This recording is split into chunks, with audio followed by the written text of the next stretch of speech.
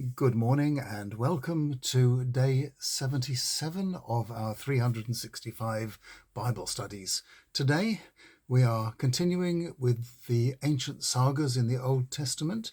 This is the part of the saga which is about the covenant of Moses and the creation of the new priesthood.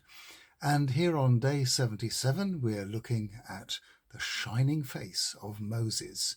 Exodus chapter 34, verses 29 to 35. I'll just turn you round so you can see what I'm reading to you.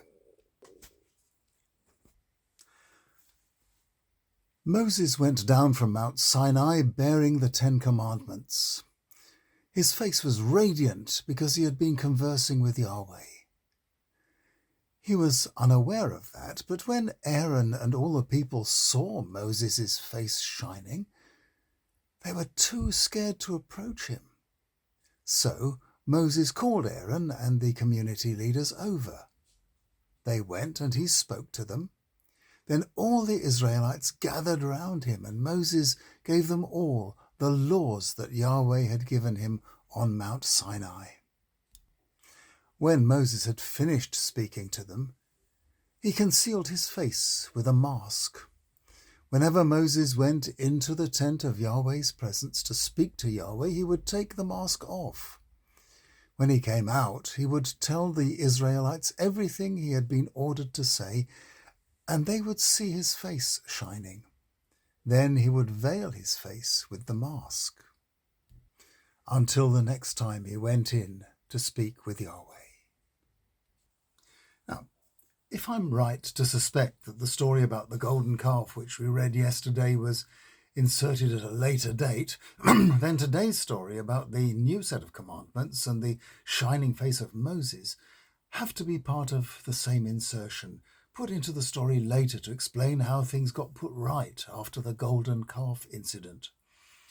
The idolatry of the people in making the golden calf and proposing to worship it is a story of the people's ignorance and unfaithfulness. And it is them, not God, that break the Sinai covenant. Now Moses has intervened with Yahweh on the mountain on their behalf and renewed the covenant with new carved stones and a shining face to prove it. St. Paul makes reference to the mask or veil that still hides God from believers in the Old Covenant. You can read about this in the second letter to the Corinthians, chapter 3, verses 13 to 16. He makes the point that their idea of God scares them, and only Moses is brave enough to meet Yahweh face to face. Christians, however, can look God in the eye. He came to us in human form and removed the veil and all other barriers between us and himself.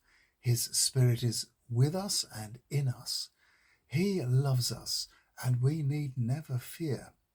But it was to take a long time for this understanding of God's intimacy, his mercy, and his love to become apparent. Now what they had was laws for a free people, carved on stone in a holy box, a leader with a shining face, and many, many miles to go. Tomorrow we see what eventually happened to those liberating precepts in the hands of a powerful class of priests. See you tomorrow.